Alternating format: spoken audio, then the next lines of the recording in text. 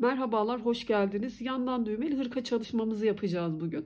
Hırkamız farklı renklerle çalışıldığında hem kız hem erkek bebekler için uyumlu bir model oldu. Eğer isterseniz erkek bebekler için yaptığınızda şu kenardaki fırfır çalışmasını yapmadığınızda erkek bebekler için de uyumlu bir çalışma oldu. Hırkamız için 2 tane ip kullandık. 5 tane de düğmeye ihtiyacımız var. Tabi bu sayı sizin örgünüzün büyüklüğüne göre değişebilir. Yaka kısmından başlayarak yapacağız. Biye çalışmalarımız var. Biye çalışması için iki tarafı boş çorap şişine ihtiyacımız var. Aynı zamanda örgümüzün kenarında yapacağımız fırfır çalışması için orada ilmeklerimiz bir hayli çoğalıyor. Normal şişle örmekte zorlanırız. Misinalı şiş edinirsek çok daha rahat öreriz. Fırfır çalışmasında da 1 metre misinalı şişe ihtiyacımız var. Ve daha büyük nasıl öreriz onu da videonun sonunda anlatmaya çalıştım. Bizim öreceğimiz hırkamızın büyüklüğü 3-6 ay arası uyumlu oldu. Tabii bu sizin elinizin sıkılığına, kullandığınız örgü malzemesine göre de değişir. Santim olarak ölçülerini verdim ve daha büyük, daha küçük nasıl yaparız onu da videonun sonunda anlatmaya çalıştım. Kolay bir çalışma olacak. Hemen örgümüzü anlatmaya başlayalım. Örgümde kullanacağım ipim 250 metre uzunluğunda orta kalınlıkta bebek iplerinden. İpimin markası da bu şekilde. Reklam veya işbirliği değil. Hangi tür iple çalıştığımı anlamanız açısından söylüyorum. İstediğiniz bebek ipleriyle çalışabilirsiniz. Koton iple de çalışabilirsiniz. Güzel olur. Kullanacağım şiş numarası da 3,5 numara olacak. 3,5 numaralı şişime tam 72 tane ilmeğimi attım. Burada ilmeklerimi attıktan sonra ipimi bağlıyorum. İlk sıramı bütün hepsini ters olarak öreceğim. Burayı çevirdiğim ilk ilmeği de örüyorum bu sırada. 72 ilmeğimizi hepsini ters olarak örelim. Ön yüze geçtiğimizde roba ayrımlarını yapacağız. Düz örgülerle zaten öreceğiz örgümüzü. İlk sıramı ters örgülerle tamamladım. Örgümün ön yüzüne geçtiğimde düz örgülerle devam edeceğiz. Arka yüzde sürekli ters olarak öreceğiz. Şimdi burada hemen roba ayrımlarını yapacağız. Bunun için 6 ilmek düğme pat çalışmamız için bir 6 ilmeğimiz var. Başta 6 ilmek çalışacağız. 11 ilmek kol, 20 ilmek arka, 11 kol, 15 ön. Yine örgümün sonunda da 6 ilmeğim olacak. Burada da ilik çalışacağız. Bu başta ve sonda 6 ilmeğimizin yanında gizli artışlarımız olacak. Şuradaki bir ilmeklerimizde sağında solunda örgümüzün ön yüzünde artışlar yapacağız. Roba artışlar için. Toplamda da 72 ilmeğimiz olacak. Bu dağılımı örgü üzerinde gösterdiğimde de şimdi örgümüzün ön yüzünden kurulum yapacağız ya. Şuradaki 6 ilmeğim düğme ilik çalışmamdaki 6 ilmek. 11 ilmek kol, 20 ilmek arka, 11 ilmek kol, 15 ilmeğim de ön. Şöyle katladığımda da burada da 6 ilmeğim olması gerekiyor ki düğme ve pat çalışmam için. Şu şekilde baktığımızda yandan düğmeli hırka çalışmamız. Bunun için tabi arada da şurada 3 noktada da bir tane ilmeğimiz var. Sağında solunda örgümüzün her ön yüzünde gizli artışlar yapacağız. Şimdi örgümün başında 6 ilmeğimi örüyorum. İlk ilmeği örmeden aldım 2.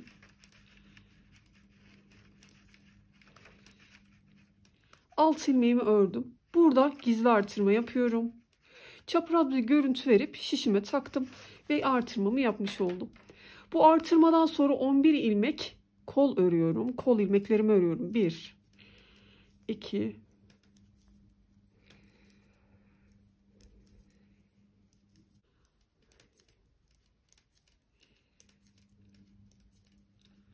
11 ilmeğimi ördüm. Yine burada bir gizli artırma yapıyorum. Aradaki bir sabit ilmeğimi örüyorum. Bir gizli artırma yapıyorum. Arka ilmeklerime geçtim. Burada da arka için 20 ilmek örüyorum.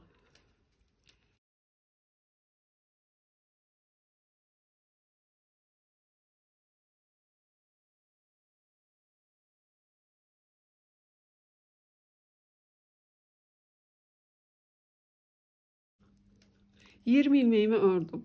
Bir gizli artırma yapıyorum. Aradaki sabit bir ilmeğimi örüyorum. Bir gizli artırma yapıyorum. Ve kol ilmeklerim için 11 ilmek örüyorum.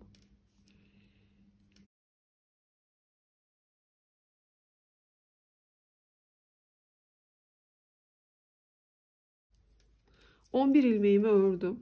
Bir gizli artırma yapıyorum. Aradaki sabit bir ilmeğimi örüyorum. Bir gizli artırma yapıyorum. Bu bir ilmeğimi sağında solunda artışlar yapmış oldum. Ve ön için 15 tane ilmeğimi örüyorum. 1 2,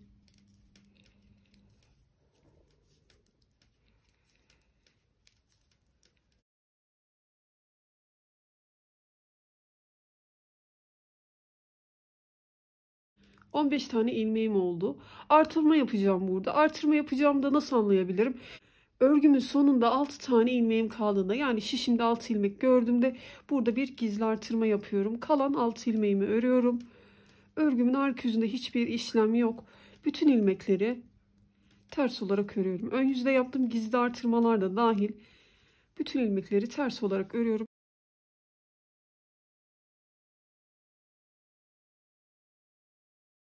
Arka yüzden sıramı tamamladım. Hepsini ters olarak ördüm. Örgümün ön yüzüne geçtiğimde yine artışlar yapmaya devam ediyorum. Bu 6 ilmeğimin yanında artışlar yapıyorum.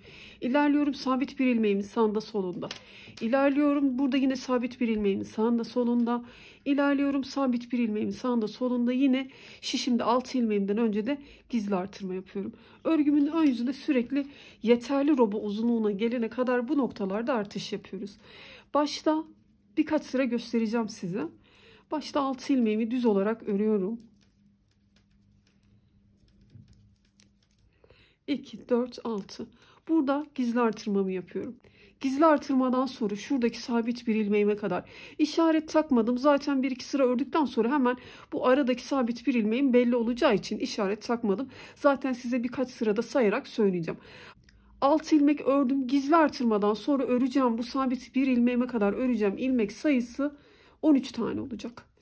1, 2, 3. Başta 6 ilmek düz ördüm ya. Yanında da bir gizli artırma yaptım. Bu gizli artırmayı da saymadan sabit bir ilmeğime kadar 13 düz örüyorum.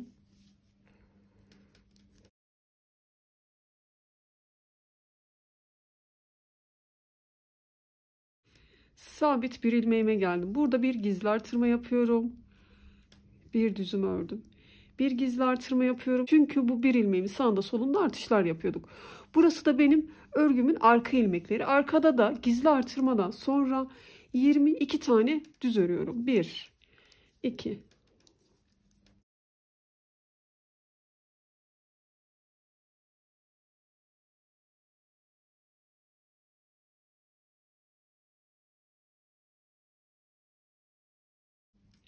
22 ilmeğimi ördüm. Sabit bir ilmeğimi gördüm. Buradan bir gizli artırma, bir düz örüyorum, bir gizli artırma. Arka ilmeklerimi ördüm. Burası da benim kol ilmeklerim. Burada da gizli artırmadan sonra 13 düz örüyorum. 1, 2,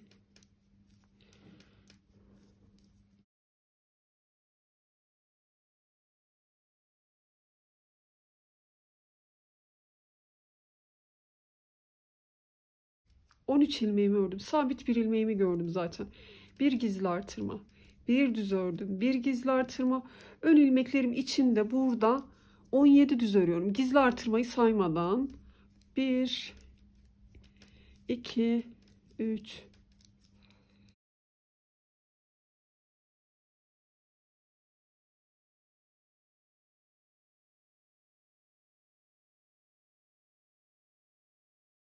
17 ilmeğimi ördüm. Şişimde de 6 tane ilmeğim kaldı. Bu 6 ilmeğimden önce ne yapıyorduk? Gizli artırma yapıyorduk. Gizli artırmamızı yaptık. Bu kalan 6 ilmeğim içerisinde sırası geldiğinde ilik çalışacağız. Burada isterseniz birinci iliğimizi çalışalım. Bunun için başta bir ilmeğimi ördüm. Ve yanındaki 2 ilmeği bir alıp düz olarak kestim. Şişime bir doladım. Ve kalan 3 ilmeğimi örüyorum. Örgümü çeviriyorum. Birinci ilmeğimizi çalışmış olduk. Arka yüzde yine bütün ilmeklerimizi ters olarak örüyoruz. Ön yüzde doladığım ilmeği, iliğim için doladığım ilmeği bu şekilde örüyorum yine ters olarak. Sıramızı tamamlayalım. Tekrar örgümüzün ön yüzünde artışlar yapmaya devam edelim. Sıramı tamamladım ters örgülerle. Tekrar örgümün ön yüzündeyim. Burada baştaki 6 ilmeğimi örüyorum.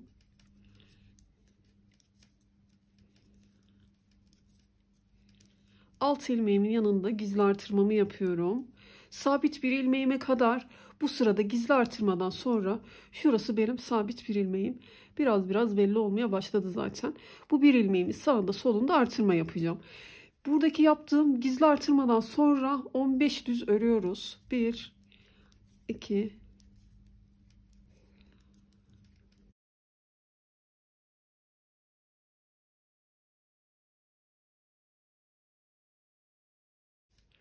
15 ilmeğimi ördüm. Zaten bir sabit ilmeğimi de gördüm. Gizli artırma yapıyorum. Bir düzümü ördüm. Gizli artırma yapıyorum ve arka ilmeklerimdeyim. Arka ilmeklerimde de gizli artırmadan sonra bu sırada 24 örüyorum. 24 ilmek örelim.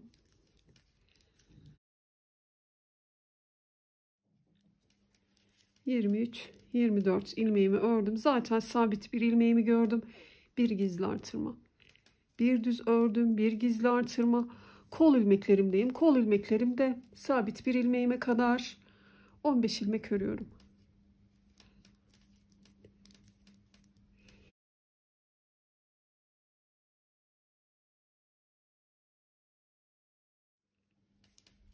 ...15 ilmeğimi ördüm. Bir düz hattımı gördüm. Bir gizli artırma. Bir düz ördüm, bir gizli artırma. Ön ilmeklerimdeyim. Buradaki 6 ilmeğime kadar da bu sırada 19 düz örüyorum.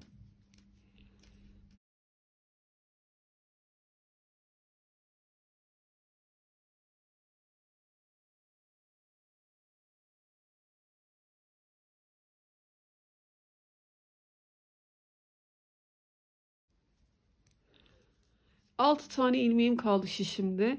Bu 6 ilmeğimden önce bir gizli artırma yapıyordum. Her seferinde bu şekilde devam edeceğiz. Ve şişimde kalan 6 ilmeğimi örüyorum.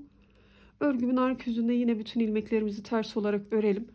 Ön yüze geçince artırmalara devam edelim.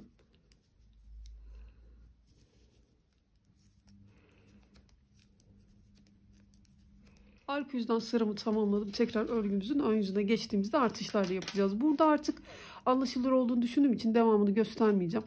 Ne yapıyoruz? Başta 6 ilmeğimi örüyorum. Dibinde gizli artırmamı yapıyorum. Devam ediyorum. Bir sabit ilmeğimi gördüğümde bunun sağında solunda gizli artırma yapıyorum. Devam ediyorum düz örgülerle. Yine sabit bir ilmeğimi görünce sağında solunda artışlar yapıyorum. Devam ediyorum. Buradaki sabit bir ilmeğimin sağında solunda artışlar yapıyorum. Ve tekrar ilerliyorum. Şişimde 6 ilmeğim kalıyor. 6 ilmeğimden önce de bir gizli artırma yapıyorum. Bu noktalarda yani 1, 2, 3, 4, 5, 6, 7, 8 yerde gizli artırma yaparak yeterli uzunluğa gelene kadar roba artışlarımızı tamamlayalım. Sırası geldiğinde de şuradan birinci iliğimizi çalışmıştık zaten. 18 sıra olduktan sonra da ikinci iliğimizi çalışırız. 18 sırada bir sizler yine örgünüzün büyüklüğüne göre yapacağınız hırkanıza göre ilik aralığını ayarlayabilirsiniz. Anlattığım gibi roba artışlarımı yaptım. Bu baştaki ve sondaki 6 ilmeğimin dibinde. Bu sabit bir düz ilmeğimin sağında solunda artışlar yaptım. Arka yüzden bütün ilmekleri olduğu gibi ördüm. Arka yüzde hiçbir artış vesaire yok. Sadece ön yüzde gizli artırmalarımızı yapıyoruz.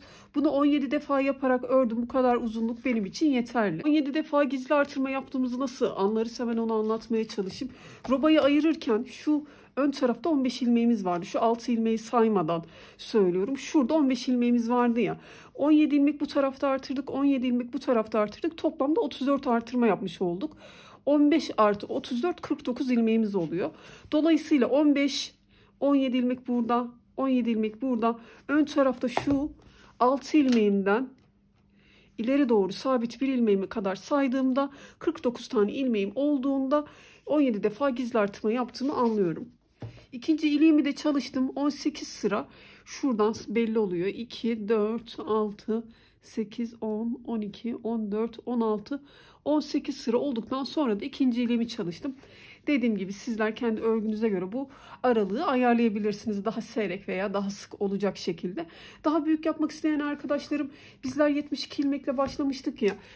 Daha büyük yapmak isteyen arkadaşlarım arkaya 4, önlere 2, kollara da 2'şer verdiğinizde zaten bu 6 ilmeğimiz sabit kalacak. Bu aradaki bir ilmeğimiz de sabit bir ilmek olarak kalacak. Diğer yerlerde artırma olacak. İsterseniz önlere 2, kollara yine 2 ve arkaya da tabii 4 ilmek olmak üzere 82 ilmekle de başlayabilirsiniz. Ya da kollara birer tane eklediğinizde 80 ilmekle de başlayabilirsiniz.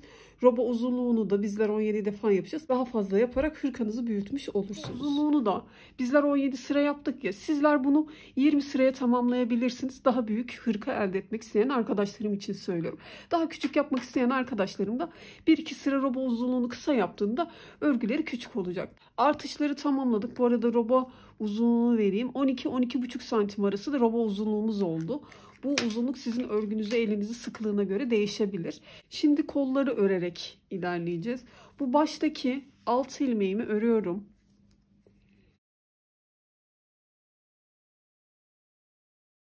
Altı ilmeğimi ördüm. Daha iyi anlamanız için yardımcı şişe geçeyim. Burada kol çalışmam. Şuradaki ilmeklerim benim kol ilmeklerim.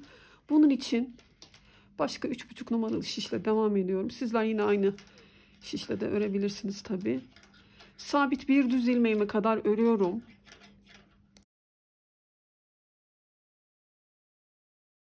İlerledim sabit bir ilmeğime kadar. Buradaki bir ilmeğimi bedene dahil edeceğim. Kol ilmeklerim toplamda 45 tane ilmeğim var. Örgümü çeviriyorum, ilerlemiyorum. Dediğim gibi kol çalışmasını öreceğiz sadece burada. Ön yüzden düz, arka yüzden ters olacak şekilde bu 45 ilmeğimizi hiçbir işlem yapmadan örelim. Yeterli uzunluğa gelene kadar.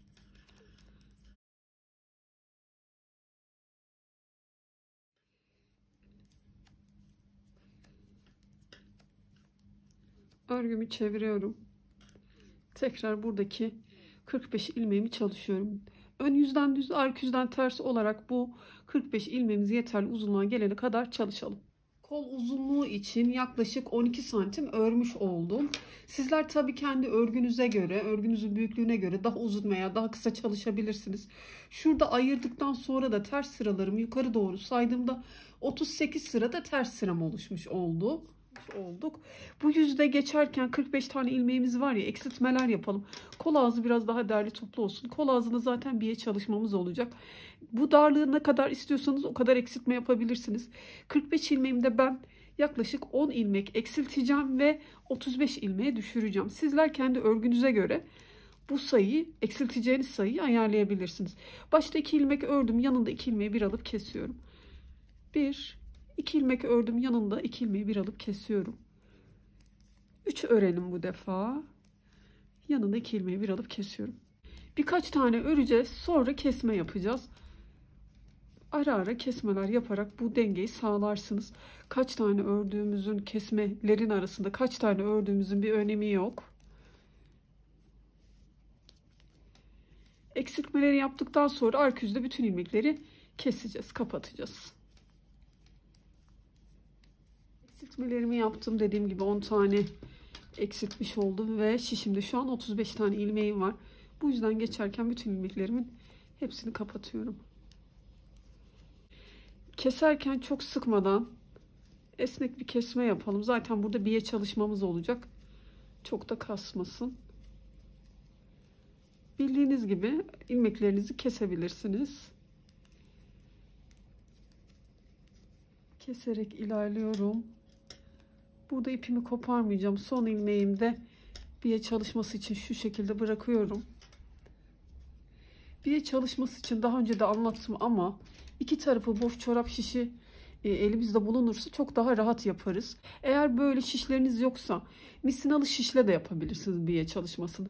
Çekiştirerek, misinalı şişin de iki tarafı boş ya, biyenizi yapabilirsiniz. Tabii biraz zor olur.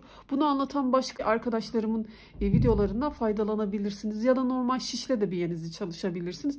Yine bunu anlatan başka videolardan faydalanabilirsiniz.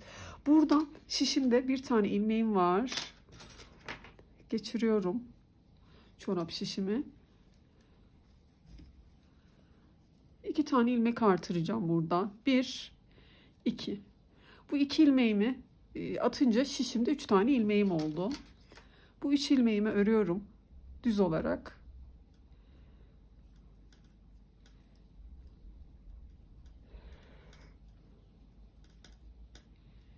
Üç ilmeğimi ördüm.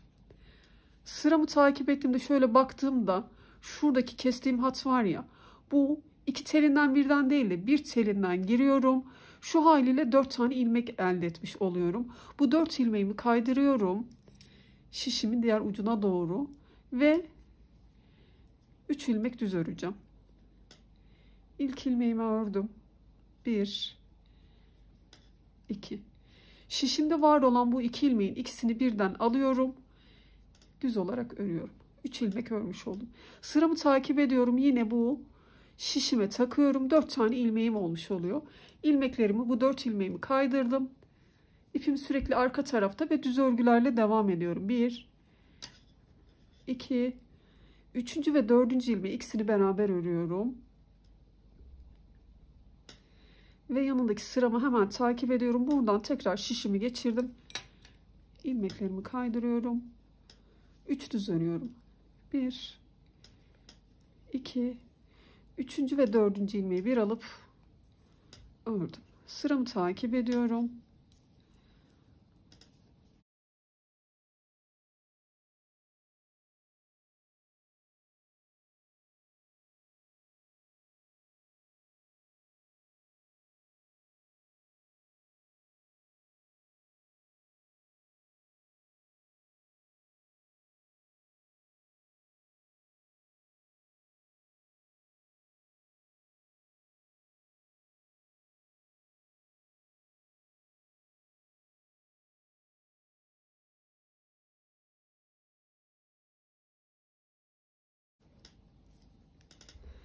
Bir çalışmamız tamamen bu teknikle örüp sonuna kadar ilerleyelim.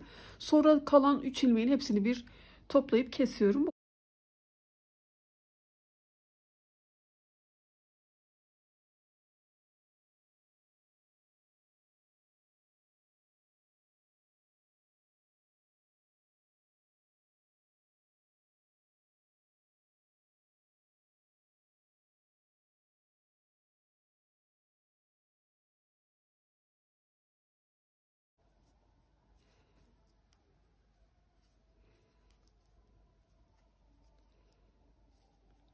Bütün sıramda biye çalışmamı yaparak ilerledim. Örgümü çeviriyorum. Bu 3 ilmeği birden örüyorum ve kapatmış olacağım. İçinden geçirdim. Bir kere daha sabitledim. İpimi de biraz uzun kesebilirim. Dikiş de kullanırız.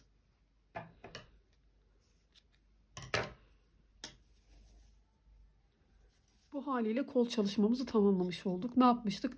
Baştaki alt ilmeğimi örmüştüm. Bu şişimde bekliyor. Sonra kol çalışmamı tamamladım. İpimi buradan bağlıyorum. Örgümün ön yüzü bende olacak şekilde. Buradaki koltuk altından. Şuradaki ilmeklerim benim arka ilmeklerim, hırkamdaki. İpimi bağlıyorum. Diğer kol çalışmama doğru ilerliyorum.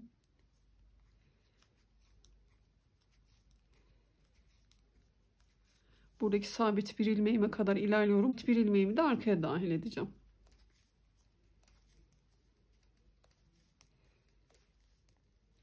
İlerledim. Bir ilmeğimi de arkaya dahil ediyorum. Şu sabit bir ilmeğimi ve arka ilmeklerim toplamda 56 tane ilmeğim oldu. Tekrar görüntümüz şu şekilde. Başta 6 ilmeğimi ördüm. İlerledim. Arka ilmeklerimi ördüm. Ve kol çalışmamız için yardımcı şişime geçiyorum. Sizler dediğim gibi aynı şişle de devam edebilirsiniz.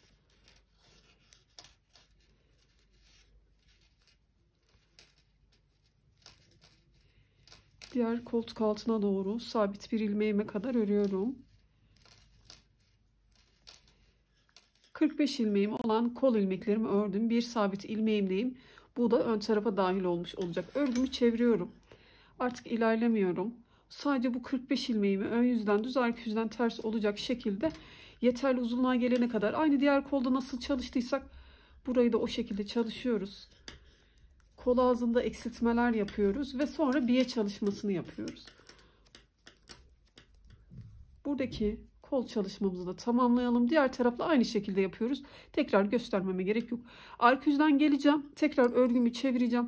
Ön yüzden öreceğim. Arka yüzden, ön yüzden örerek sıraları tamamlayalım. Kesmeleri yapıp biye çalışmasını yapalım. Diğer kol çalışmamı da tamamladım. Uç kısmındaki biyeyi de çalıştım. Ve şimdi ipimi şu ön taraftaki olacak olan örgümün ön yüzü bende, koltuk altından bağlıyorum. Artık beden örgüleriyle devam edeceğiz. Herhangi bir artış vesaire yok artık. Ön yüzden düz, arka yüzden ters olarak bir miktar örelim. Sonra ajur çalışmalarımız olacak.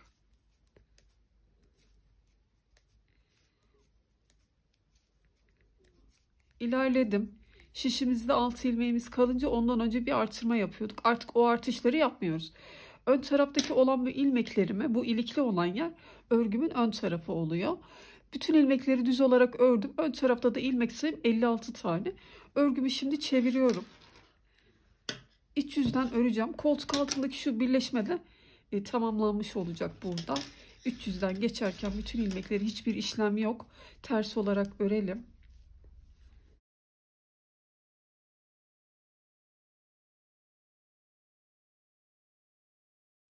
İlerledim, koltuk altındayım. Burayı da devamında örüyorum. Birleşmiş oluyor. Burada da ilerliyorum. 6 ilmeğim var ya. Bu koltuk altım da birleşmiş olacak.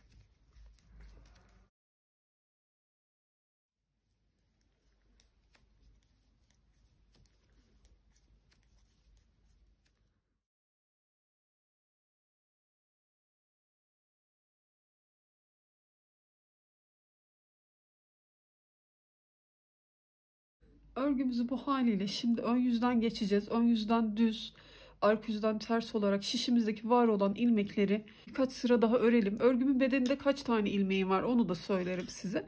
Şimdi örgümün ön yüzünden geçiyorum. Düz örgülerle.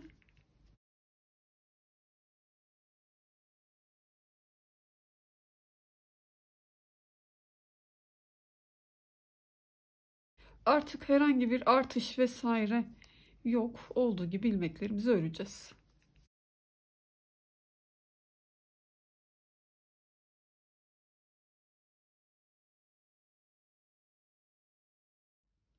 Sıralarımı örerek devam ettim. Ön yüzden düz, arka yüzden ters olarak. Şişimdeki ilmek sayım 118 tane. Artırma yapmıyorum artık. Olduğu gibi örüyorum. Koltuk altından itibaren yaklaşık 5-6 sıra ördüm. Buradaki ördüğümüz sıranın da bir önemi yok aslında. Sizler isterseniz koltuğu ayırdıktan sonra beden örgüsüne geçer geçmez hemen ajur çalışmalarına, örnek çalışmasına başlayabilirsiniz. Ya da biraz daha uzun örüp etek ucunda da örneğini kurabilirsiniz. Şimdi örgümün ön yüzünden geçerken şöyle baktığımda koltuk altından itibaren dediğim gibi 5-6 sıra ördüm. Burada hemen örgümüzün ön yüzünde örnek kurulumunu yapıyoruz. Tek sırada yapıyoruz zaten. Ondan sonra arada yine ön yüzden düz, arka yüzden düz örgülerle örüp ilerliyoruz. Başta 10 ilmek düz örelim.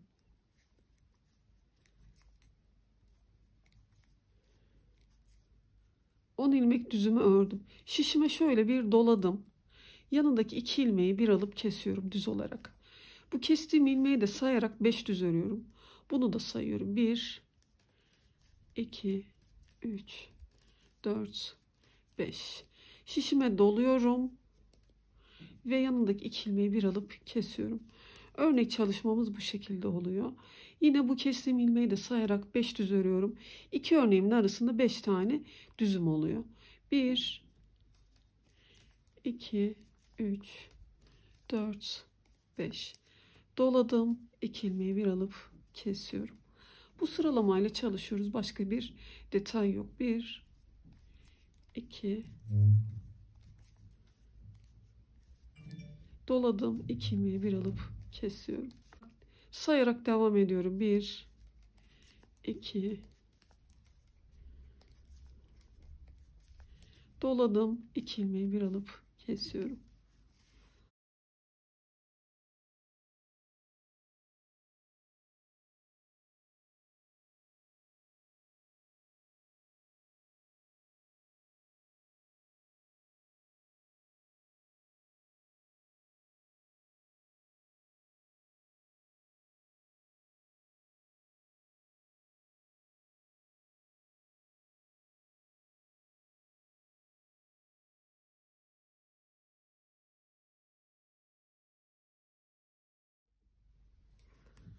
İlerledim.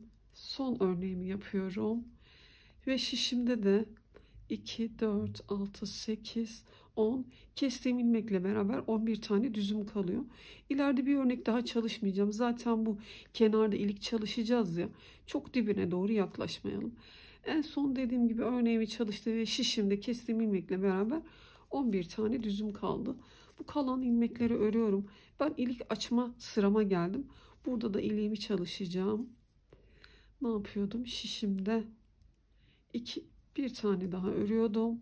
2 ilmeği. Şişimde 5 tane ilmeğim kalıyordu. 2 ilmeği bir alıp kesiyordum. Bir doluyordum. Kalan 3 ilmeğimi örüyordum. Şimdi artık bir detay yok. Örneklerimizi çalışmış olduk. Örgümün arka yüzünden bütün ilmekleri ters olarak örüyorum.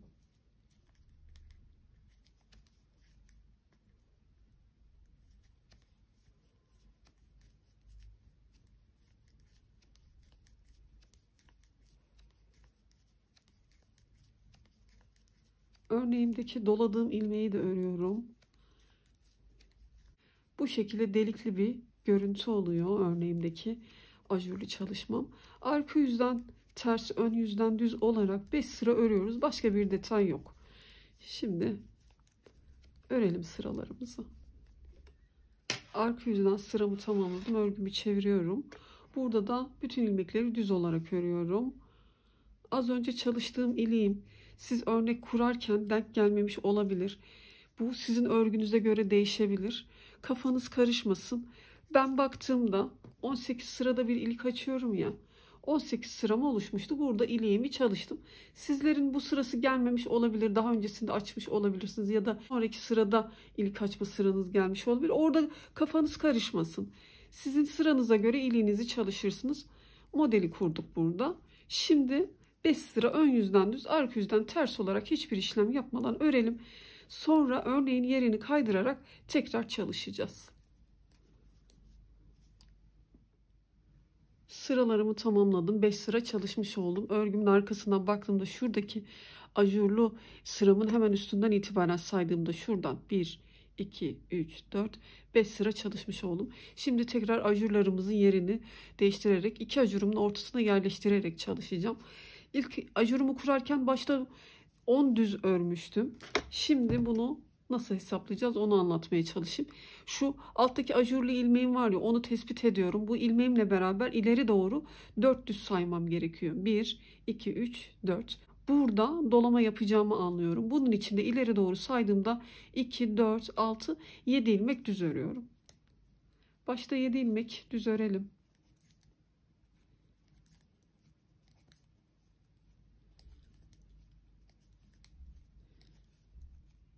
7 ilmeğimi ördüm. Baktığımda alttaki örneğim ajurlu ilmeğim şu 1, 2, 3, 4 tane ilmeğim var. Burada dolama yapıyorum.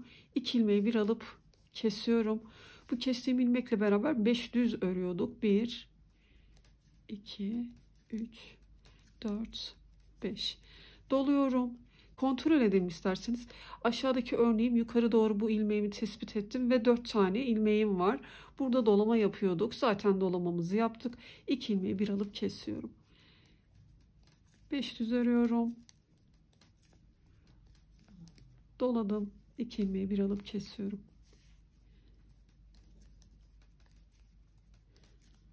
2 örneğimin arası 5 ilmekten oluşuyordu biliyorsunuz. Baktığımızda 5 ilmeğimin tam ortasına denk gelmesi gerekiyor. Bir önceki ajurum. Ve şöyle burası benim 5 ilmeğim. 1, 2, 3. 3. ilmeğim 5 ilmeğim tam ortası ya. Aşağı doğru kontrol ettiğimde de tam ortaladığımı görüyorum. Doğru yoldayım. Bu sıralamayla ikinci sıra ajurumuzu çalışıyoruz.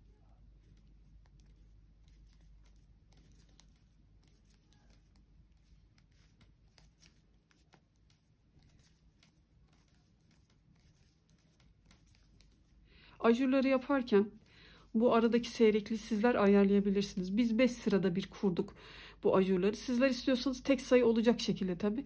7 sırada bir kurabilirsiniz. 9 sırada bir kurabilirsiniz. O şekilde yaptığınızda bu aradaki düzleri de ona göre 7 sıra 9 sıra olarak artırmanız gerekiyor. Daha seyrek de yerleştirebilirsiniz ajurlarınızı.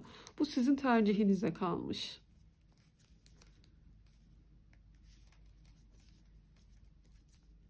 İlerledim sayarak kestiğim ilmeği de sayarak 5 düzümü ördüm ve dolama kesme yaptım. Şimdi en son dolamamı kesmemi yaptım. Baktığımda da şuradaki ajurum var ya onun ilerisine de çalışalım. Yeterli alanımız var zaten. En son doladım kestim. Kestiğim ilmeği de sayıyorum. 1, 2, 3, 4, 5. Doladım. 2 ilmeği bir alıp kesiyorum. Ve şişimde 2, 4, 6, 7 kestiğim ilmekle beraber de 8 düzüm var. Kalan ilmeklerimi örüyorum. Yine ikinci sıra örneğimizi çalışmış olduk yerini değiştirerek.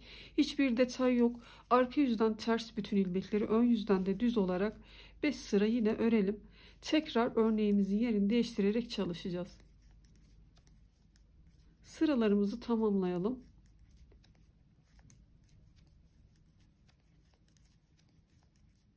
İkinci sıra ajurumuzu koyduktan sonra da yine ön yüzden düz, arka yüzden ters olarak 5 sıra ördüm. Şu ajur örneğimden hemen yukarıdaki sıralarımı saydığımda 1, 2, 3, 4, 5 sıra. Tekrar örneğimizin yerini değiştirerek devam edeceğiz. İlk ajur çalışmasını koyarken başta 10 ilmek düz örmüştüm. Dola, kes yapmıştım ve sıralamayla devam etmiştim. Üçüncü ajur çalışmamız da yine aynı şekilde olacak. 10 ilmek düz öreceğiz. Dola, kes şeklinde. Zaten hesaplamasını da anladık. Bu alttaki ajurumu baz alıyordum. Bu ilmeğimle beraber 4 tane düzümü sayınca burada dolacağımı alıyordum. Önümüzde de 10 tane zaten ilmeğimiz var. Şimdi tekrar bu ajur çalışmasını da yerleştirerek devam edelim. Bir sonraki ajurumda nasıl denk gelecek? Burada 7 düz örmüştüm. Sonra dolamamı yapmıştım, kesmemi yapmıştım. Bu sıralamayla ajurları yerleştirerek devam edelim. Yine burada da göstereyim. Sonra bizler kendimiz çalışarak devam edelim.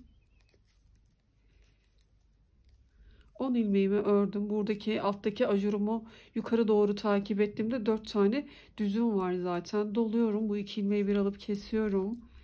Ve artık yerleştirerek örmeye başlıyorum. Kestiğim ilmeği de saydığımda 1, 2, 3, 4, 5 düz ördüm. Doladım. 2 ilmeği bir alıp kesiyorum.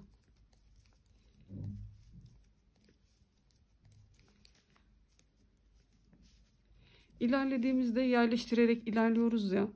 Bir önceki ajurumuzda da birinci ajur çalışmamızda buradaki düzlerin bir hali çoktu. Yine aynı şekilde şurada en son ajur çalışmamızı yapalım bu iki örneğin arasında.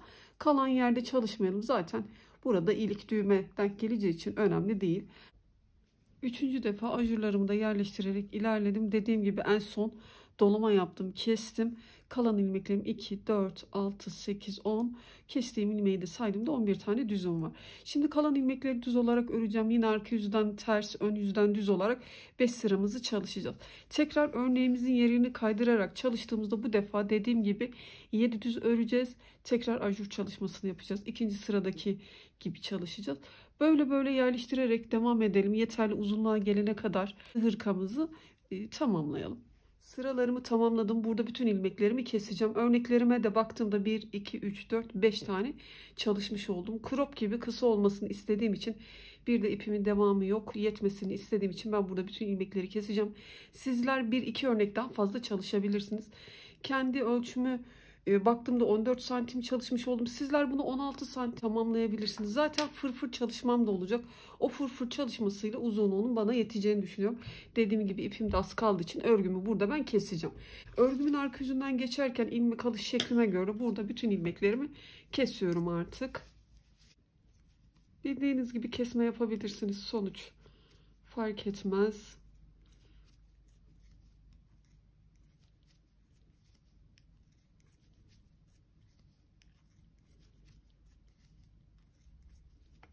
Çok sıkmadan rahat, esnek bir kesme yapıyoruz. Çünkü burada da biye çalışması olacağı için çok kasmışsın etek ucu hırkamızın.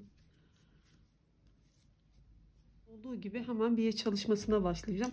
Aynı zamanda da iç tarafta kalmış olacak. İlmeklerimi kesiş şeklimden dolayı düğmeli tarafta ipim burada kaldı. Zaten bütün çevresini biye çalışması yapacağız. Sizler de ilmeğinizi kestiğinizde şu köşede falan kalırsa ipiniz içeride kalsın istiyorsanız burada kesersiniz.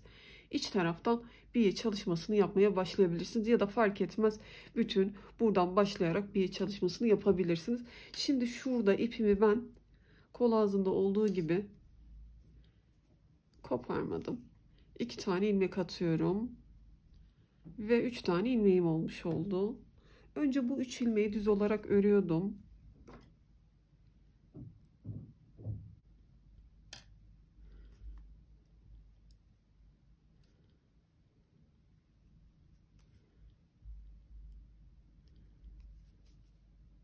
3 ilmeğimi ördüm. Hemen yanından sıramı takip ediyorum. Şuradan 2 telinden birden değil de tek telinden giriyorum.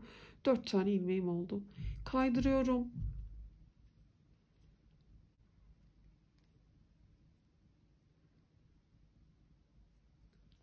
2 ilmek düz ördüm.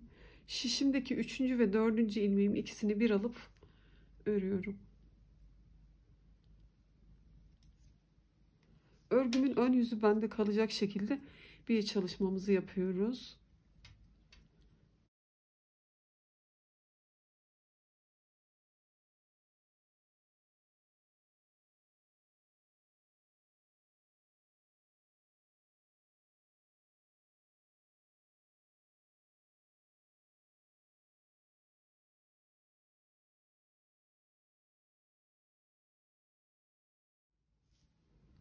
Burada etek ucundan biye çalışmasını yaparken her bir sıraya tek tek batıyoruz.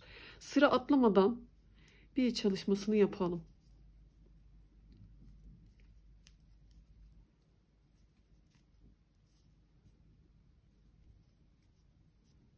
Çok da sıkmayalım. Kasmasın etek ucu. Örgümüzle aynı esneklikte yapalım biye çalışmasını. Sıramızı takip ederek etek ucunu tamamlayalım. Etek ucundaki biye çalışmamı tamamlayarak ilerledim. Şimdi ön tarafa doğru geldim. Burada da her bir sıraya değil de zaman zaman atlayarak yapacağız. Çünkü çok esnek ve bol bir görüntü olmasın. Etek ucunu hiç atlamadan sırayla yaptım. Yan yana sırayı takip ederek. Tam köşedeyim. Burada uygun yerlerden batarak gireceğim. Şuradan battım. Tek teline yine örmeye devam ediyorum. Şuradan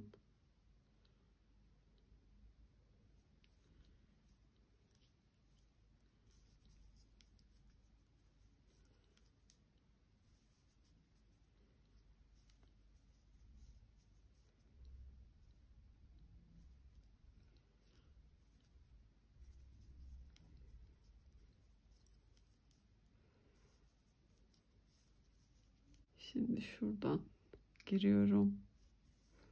Şu en uç kısımdan değil de onun yanındaki düz hattım var ya, onun tek telinden girdim.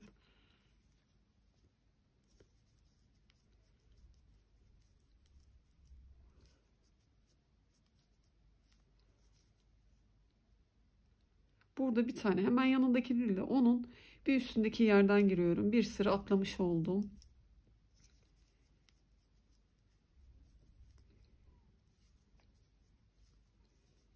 Bu defa yanından yapalım. Bakalım, şöyle bir sıra atlamam gerekiyorsa esnekliğine ona göre karar verip ya yanından ya bir sıra atlayıp yaparsınız buradaki biye çalışmasını. Şimdi buradan değil de hemen buradaki yerden giriyorum. Bir sıra atlamış oldum.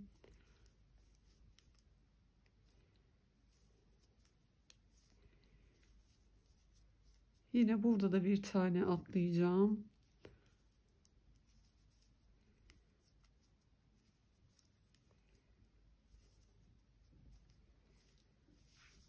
Bu kenarda baktığımda şu şekilde aynı zamanda esnekliğini kontrol edersiniz. Ona göre devam edersiniz. Şu en ucundan değil de yanındaki sıradaki düzümün sıralarını takip ediyorum.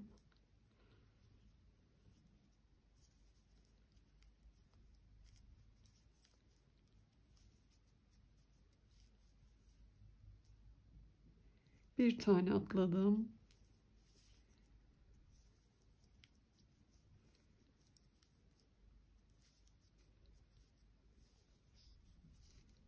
Bir tane daha atlayarak yapıyorum.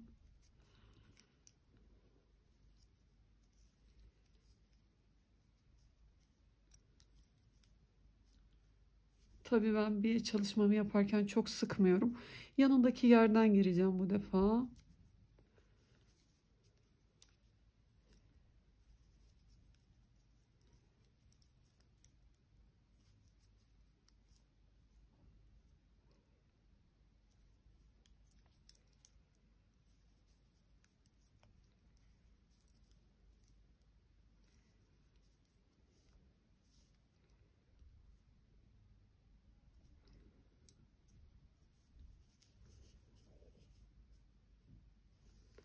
Sıramızı takip ederek zaman zaman yan yana, zaman zaman atlayarak, örgümüzün kenarındaki esnekliğe dikkat ederek bir çalışmamız ne çok sıkı olsun ne çok gevşek olsun, bu dengeyi sağlayarak ön taraftaki detayı tamamlayalım. Yakadan da yine bir çalışması yaparak devam edeceğiz.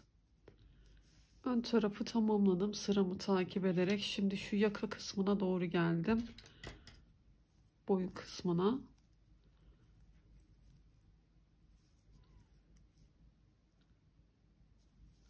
Burada da şu sıralarım var ya, uygun yerlerden giriyorum. Buradan 4. ilmeğimi elde ettim. Bir çalışmasına devam ediyorum.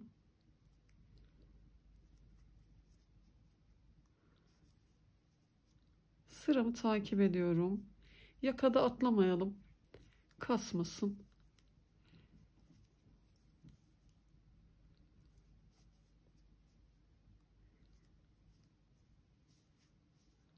Yine sıramı takip ediyorum. Şuradan hemen belli oluyor zaten. Şuradan girdim.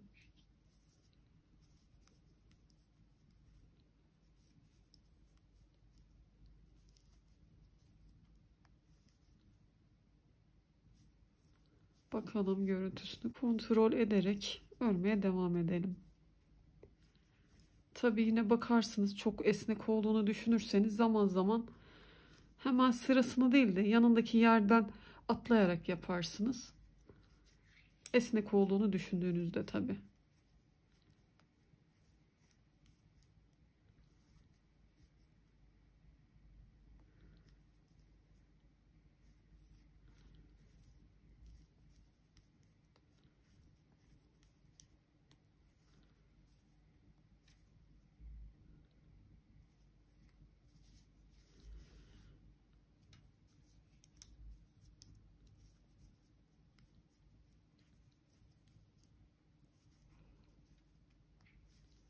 Şimdi ben her bir sırayı takip ederek yakamda çalışayım. Yaka çevremi tamamladım. Şimdi bu diğer pat çalışmama doğru ilerleyeceğim. Düğmeli olan yerden devam edeceğiz. Burada da en dip kenardaki yerden değil de bir önündeki düz hattımdan uygun yerden gireceğiz. Şu sıramı takip ederek devam ediyorum. Burada da her sıradan girmeyelim. Her sıradan yaptığımızda kenardaki pat çalışmamız esnek bir görüntü olur.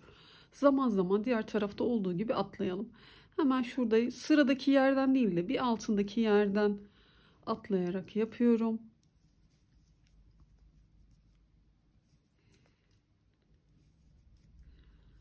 Burada yanındaki yerden girelim.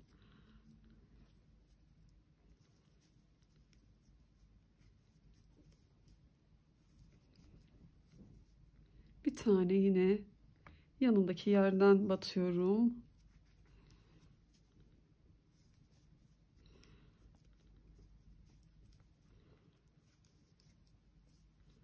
Bir tane atlıyorum. Buradan değil de bir altındaki düzümün tek telinden girdim. Bu dengeyi sağlayarak buradaki biye çalışmasını da tamamlayalım. Bütün çevresini biye çalışmasını yapmış olduk. Sonra ilmek toplayacağız. Fırfır çalışmamız olacak. Devam edelim. Ben tabi acele edip düğmemi de diktim ama bana engel olmuyor. Buradaki biye çalışmamızı tamamlayalım. Etek ucundan ilmek toplayacağız.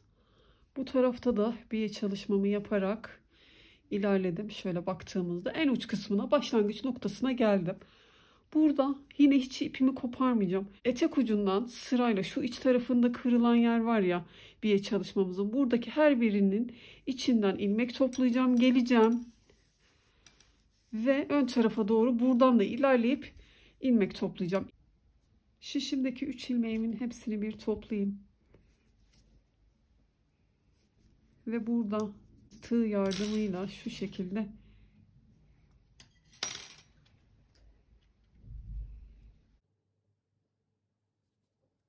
rastgele yere batıyorum. Sabitliyorum şu şekilde. Sonra içeri doğru ilerliyorum şöyle. Burada ilmeğimden devam edeceğim şimdi. Bu kısım içeride kalacak. Çok önemli de değil bu birleşme detayı. İlmek olan bu. ipimle devam ediyorum. Biye çalışmamdaki içeri doğru kırılmış olan şu sıralarım var ya. Buradan tek tek ilmek çıkaracağım.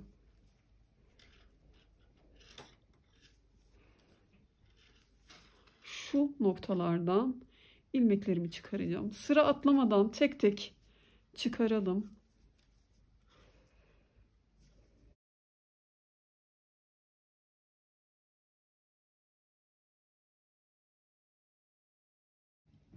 Burada ilmekleri toplarken misinalı şişe toplarsanız, çünkü sonrasında artırmalar da yapacağız. Bir hayli ilmeklerimiz çoğalacak. 1 metre misinalı şişle burada ilmeklerinizi toplayıp bu fırfır detayını yaparsanız daha rahat edersiniz. Normal şişe sığmayabilir çünkü ilmeklerimiz. Dediğim gibi buradan geleceğim, etek ucundan sıramı takip edeceğim. İlmekleri toplayacağım. Sonra döneceğim. Ön taraftaki şu ilikli olan detay var ya, buradan da devam edeceğim sırama ve şu yaka uç kısmına kadar ilmeklerimizi toplayacağız.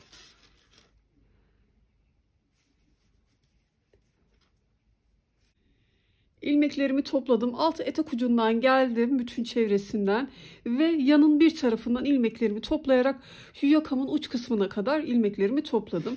Şimdi örgümün iç tarafını çeviriyorum. İlk ilmeği örmeden aldım. Yanında hemen bir gizli artırma yapıyorum. Bir tane ters olarak örüyorum. Bir gizli artırma yapıyorum. Bu fırfır çalışmasını bütün ilmeklerimizi bir öreceğiz, bir artırma yapacağız. Şu an örgümün arka yüzünde olduğum için ters olarak örüyorum. Bir tane artırıyorum.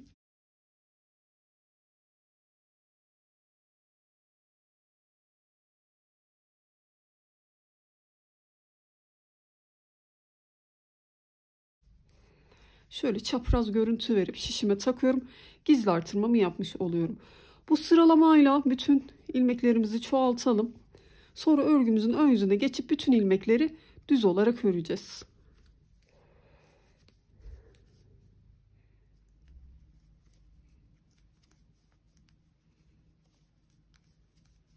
Fırfır detayı için topladığım bütün ilmekleri artırarak devam ettim. Şimdi örgümün ön yüzüne geçiyorum ve artık bütün bu topladığım, artırdığım ilmekleri düz olarak örüyorum.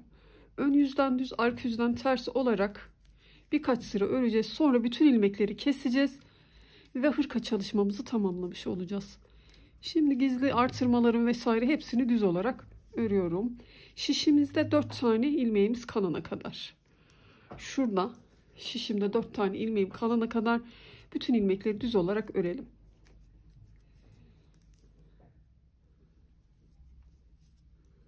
İlerledim, şişimde 4 tane ilmeğim kaldı. Burada örmüyorum. Geri dönüyorum. Şu uç kısmında oval bir görüntü olmasını istediğim için. Döndükten sonra ilk ilmeği örmeden şişime alıyorum. İpimi de biraz sıkı tutuyorum ki orada delik oluşmasın. Şimdi örgümün arka yüzünde olduğum için bütün ilmekleri ters olarak örüyorum. Ön yüzden ördüm bir artışları yaptıktan sonra. Şimdi arka yüzden örüyorum. İkinci sıramız oluşuyor. Sıramızı tamamlayalım. Sonra tekrar örgümüzün ön yüzünden düz örgülerle gelelim. Burayı ters örgülerle hepsini örelim. Sonra tekrar örgümüzü çevirdikten sonra düz örgülerle örelim, gelelim. Arka yüzden sıramı tamamladım. Ön yüzden de devam ettim. Burası 3. sıram olmuş oluyor. Sizler bu fırfırın genişliğini 4 sıra 5 sıra yapabilirsiniz. Dediğim gibi benim ipim biraz kısıtlı olduğu için 3 sıra benim için yeterli olacak. Az önce örmediğim 4 ilmeğim vardı ya. Şimdi örgümün ön yüzündeyim. Bu 4 ilmeği de örüyorum. Ve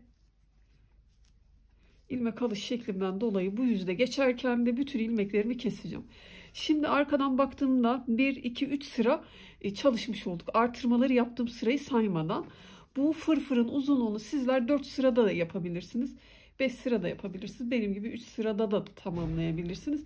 Şimdi burada bütün ilmeklerimizi keselim. Çalışmamızı tamamlamış olalım.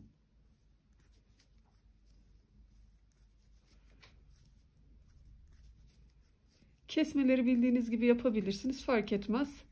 Tamamlayalım. Fırfır çalışmasındaki bütün ilmeklerimi kestim. Zaten yakada fırfır çalışmadık. Önün bir tarafında ve etek ucunda çalıştık. Düğmeli olan yerde de çalışmadık. Zaten içeride kalacak. Düğmelerimi diktim ben. Kol altı dikişimi de yaptım. Sağındaki solundaki ipleri de içine alarak temizledim. Santim olarak hemen ölçülerini vereyim. Bizim örgümüz 3-6 ay arası uyumlu oldu. Tabii bu sizin kullandığınız malzemeye göre de değişir. Bebeğin kalıbına göre de giyinme süresi değişir. Bizler ölçüleri hemen anlattığımda uzunluğu benim örgümde 28 santim oldu. Sizler bunu 30 santime kadar yapabilirsiniz. Genişlik 25 santim oldu. Kol altından uzunluğu da 13-13,5 santim çalışmış olduk. Daha büyük nasıl yaparız hemen onu anlatmaya çalışayım. Bizler dağılımı bu şekilde yaparak 72 ilmekle başlamıştık. Daha büyük yapmak isteyen arkadaşlarım da kolları 2'şer ilmek, arkaya 4 ilmek, öne 2 ilmek eklediğinde 82 ilmek oluyor. Bu 6 ilmek sabit yine kalacak. Kenardaki 6'şar ilmeğimiz sabit 6 ilmek olarak kalacak. Aradaki şu bir ilmeğimiz de sabit olarak kalıyor. Kola, arkaya, öne ilmek eklediğinizde daha büyük hırka elde etmiş olursunuz. Ve robo artışlarımızda biz 17 defa gizli artırma yapmıştık. Büyük yapmak isteyen arkadaşlarım da 20 olur, 21, 22. Zaten genişliği de ona göre daha geniş olacaktır. Kollarınız da aynı şekilde, boyu da uzun olacaktır. Hırkanızı da büyük. Daha küçük yapmak isteyen arkadaşlarım da yine aynı şekilde başlayıp robo uzunluğunu 17 defa değil de 15 defa yaptığında daha küçük olabilir. Ya da bu yakada eksik de başlayabilirsiniz. Kollara bir tane eksik, arkadan 2 ilmek, önden bir tane eksik başladığınızda tabi bu 6 ilmeğimiz yine sabit kalacak. Bu bir ilmeğimiz de sabit kalacak. Diğer yerlerde kolda, arkada, önde eksiltme ve artırma yaparak hırkanızı büyütüp küçültebilirsiniz. Detaylarıyla anlatmaya çalıştım. Daha önce bu yaptığım pantolon çalışmasını kombinlediğimizde gayet şık bir takım olur. Bu pantolon çalışmam da yine örgülerimin arasında mevcut. Kanalıma abonelikler ücretsiz biliyorsunuz. Abone olduğunuzda yine başka çalışmalarda beraber buluşuruz. Videomu buraya kadar izlediğiniz için teşekkür ederim. Hoşça kalın.